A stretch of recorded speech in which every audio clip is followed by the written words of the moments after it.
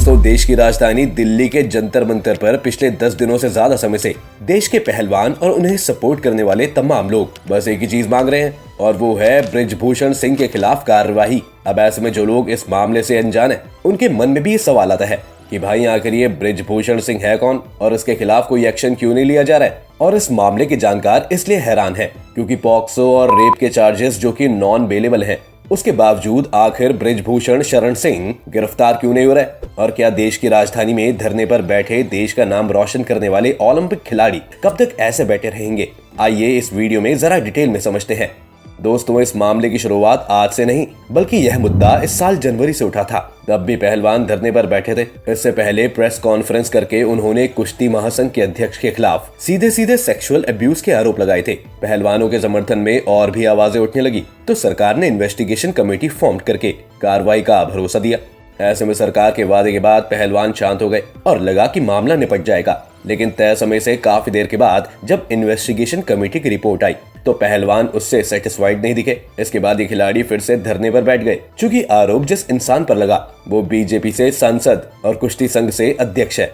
ऐसे में बीजेपी के ऊपर ये आरोप लग रहे हैं कि वो जानबूझकर बृजभूषण सिंह के खिलाफ कोई कार्रवाई नहीं होने दे रही है। जिसके कारणों की बात करें तो आपको भी बात समझ आ जाएगी। बीजेपी की पहली मजबूरी की बात करें तो वो ये है कि बृजभूषण सिंह का political defence. Brijbhushan Sharan Singh Kaiserganj seat से सांसद हैं, लेकिन ऐसा नहीं है कि उनका प्रभाव यहीं तक सीमित है। वो 3 अलग अलग संसदीय सीटों से जीत चुके हैं। बृजभूषण साल 1991, 1998, 1999 में गोंडा से जीते। इसके बाद साल 2004 में बलरामपुर से जीते। हालांकि साल 2008 में न्यूक्लियर डील के वक्त बीजेपी छोड़कर सपा के पाले में गए और मनमोहन सिंह सरकार बचाने में भूमिका रही। पार्टी बदलने के बाद भी उनके जन समर्थन में कोई कमी नहीं आई और 2009 में सपा में रहकर भी केसरगंज सीट जीते। इसके बाद साल 2013 में मुजफ्फरनगर दंगों के बाद वापस बीजेपी में लौटे। फिर 2014 और 2019 में बीजेपी केसरगंज सीट से जीत दर्ज की। यानी बृजभूषण सिंह का कुल मिलाकर श्रावस्ती, बहराइच, गोंडा और केसरगंज सीट पर सीधा असर है। चूंकि बीजेपी के लिए 2024 के लोकसभा चुनाव में एक सीट की बहुत अहमियत है, ऐसे में वो बृजभूषण शरण सिंह के खिलाफ कोई भी कदम उठाने में हिचक रही है। लोग ये भी कह रहे हैं कि बीजेपी के लिए बृजभूषण न सिर्फ एक 4 सीटों पर बल्कि पूर्वांचल के कई सीट्स को अपने हिसाब से बदल सकते हैं।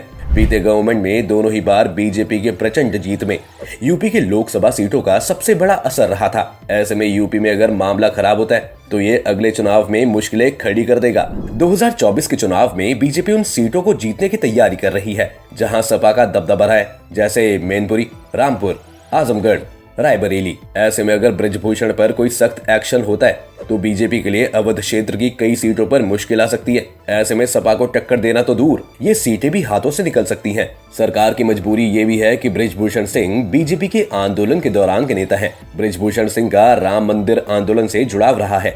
बाबरी विध्वंस मामले में वह अडवाणी, जोशी, कल्याण और उमा भारती समेत 40 आरोपियों में से थे। इस मामले में सीबीआई कोर्ट ने उन्हें बरी कर दिया था। अभी बृजभूषण सिंह दागी तो हैं, लेकिन किसी केस में दोषी नहीं है। ऐसे में पार्टी को उन्होंने शुरू से ही उत्तर प्रदेश की राजनीति में मजबूत किया है। 1991 में जब पहली बार लोकसभा का चुनाव लड़ा था तो उन पर 34 केस दर्ज हुए थे। उस वक्त बीजेपी ने उन्हें गोंडा का रॉबिनहुड कहकर बहुत प्रमोट किया था। ऐसे में रॉबिनहुड को जेल भेजना सही नहीं होगा। इसके अलावा सरकार की मजबूरी ये भी है कि बृजभूषण शरण सिंह पर बीजेपी एक्शन लेती है तो उसके ऊपर क्रिमिनलाइजेशन ऑफ पॉलिटिक्स को लेकर सवाल उठने लगेंगे। ऐसे में उन सांसदों पर भी विपक्ष आक्रामक होगा जो दागी हैं और जिनके ऊपर छोटी या बड़ी अदालतों में केस चल रहे हैं। एडीआर की रिपोर्ट के अनुसार साल 2019 में जीतकर संसद में आए सांसदों में से 233 पर आपराधिक मुकदमे हैं। बीजेपी के 303 सांसदों में से 116 सांसदों पर क्रिमिनल केस हैं। ऐसे में फिर पार्टी को एक नए नैरेटिव का जवाब देना पड़ सकता है, इसलिए भी उनके खिलाफ एक्शन लेने में थोड़ी कोताही हो रही है। अब ये तो हो गई राजनीति की बातें। अब जरा कानून क्या कहता है इसे समझ लेते हैं। तो पुलिस के बड़े अधिकारियों की माने तो पुलिस गिरफ्तारी से पहले आरोप की सत्यता की जांच कर सकती है। प्राइमरी जांच में पुलिस को आरोप से ही लगता है तो आरोपी को गिरफ्तार होने से कोई नहीं रोक सकता है। ऐसे में बृजभूषण के ना गिरफ्तार होने के पीछे सबसे बड़ा कारण यही है कि पुलिस अभी उन पर लगे आरोपों की प्राइमरी तौर पर क्लैरिटी कर रही है, लेकिन आमतौर से पॉक्सो कानून में केस दर्ज होने के बाद अपराधों की जांच और उनके ट्रायल के लिए विशेष व्यवस्था बनी है। ऐसे मामलों में गिरफ्तारी के बाद जमानत मिलने में भी मुश्किल होती है। एफआईआर और गिरफ्तारी के लिए सीआरपीसी में कानूनी व्यवस्था बनाई गई है। बड़े वकील जो इस मामले में लॉजिक दे रहे हैं, उनके हिसाब से सीरियस क्राइम में भी गिरफ्तारी मैंडेटरी नहीं है, यानी कि एफआईआर दर्ज होने के बाद भी जब तक ऐसे केस के जांच अधिकारी को ना लगता हो, यानी यहाँ दिल्ली पुलिस के जांच अधिकारी को बृजभूषण सिंह की गिरफ्तारी जरूरी नहीं लगती हो, तब तक वो उन्हें गिरफ्तार नहीं कर सकता है। ऐसे में ये केस के जांच अधिकारी के अधिकारियों पर तय होता है। लेकिन इतने बड़े केस में जांच अधिकारी कौन होगा, ये तो आप समझ ही सकते हैं। ऐसा हम इसलिए कह रहे हैं क्योंकि आमतौर से ऐसे ही दूसरे मामलों में आरोपियों को गिरफ्तार किया जा चुका है, इसलिए ऐसा कहा जा रहा है कि पुलिस उन्हें गिरफ्तार न करके अपने अधिकारियों का दुरुपयोग कर रही है। लॉ एक्सपर्ट्स का मानना है कि ये रेप,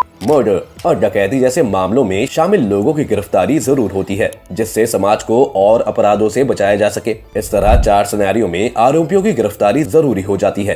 पहला कि अगर गंभीर क्राइम हुआ है, दूसरा ये कि अगर आरोपी से समाज को खतरा हो तो भी एफआईआर के बाद भी उसे गिरफ्तार किया जा सकता है। तीसरा, अगर आरोपी से सबूतों और गवाहों को खतरा है तो उसे पुलिस बाहर नहीं छोड़ती।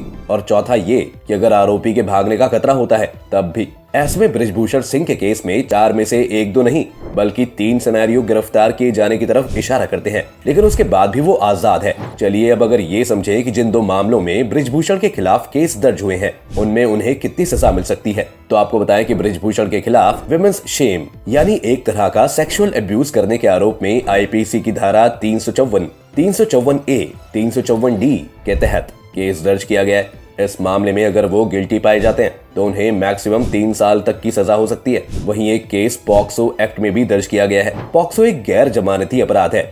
इसमें दोषी पाए जाने पर कम से कम 7 साल की जेल और मैक्सिमम लाइफ इम्प्रिजनमेंट यानी उम्र कैद की सजा हो सकती है। इससे एक सवाल उनकी राजनीति पर भी उठता है कि क्या उनकी सांसदी को भी कोई खतरा होगा। तो दोस्तों, देश में 1/3 विधायक और सांसदों के खिलाफ आपराधिक मामले दर्ज हैं। बृजभूषण शरण के खिलाफ पहले भी कई आपराधिक मामले दर्ज हो चुके हैं। सरकारी अधिकारियों के खिलाफ एफआईआर हो जाए तो उन्हें नौकरी से निलंबित कर दिया जाता है, लेकिन ऐसे मामलों में सांसदों की सेहत पर कोई फर्क नहीं पड़ता है। ऐसे में उनकी लोकसभा का पीरियड 1 साल के भीतर समाप्त हो रहा है, इसलिए उनकी वर्तमान सांसदी पर कोई संकट नहीं दिखता है।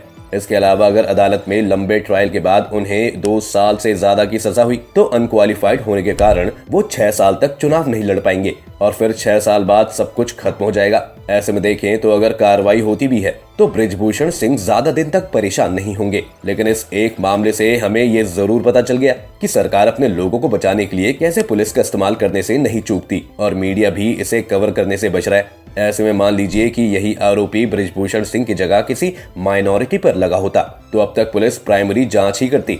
आप हमें कमेंट में अपनी राय जरूर बताएं, लेकिन यहाँ पर आपको बता दें कि पुलिस भी ज्यादा टाइम तक इस मामले में कोई दादागिरी नहीं कर सकती है, क्योंकि सेक्सुअल ऑफेंस के मामले में सही से कार्रवाई न करने पर आईपीसी की धारा 166A के तहत पुलिस ऑफिसर्स के खिलाफ कार्रवाई हो सकती है। एप्रोप्रिएट एक्शन नहीं करने वाले ऑफिशियल्स को अपराधी माना जाएगा और उन्हें 6 महीने की जेल हो सकती है। ऐसे में सेक्सुअल हैरेसमेंट के केस में सीआरपीसी के तहत 90 दिनों के अंदर जांच पूरी होनी चाहिए।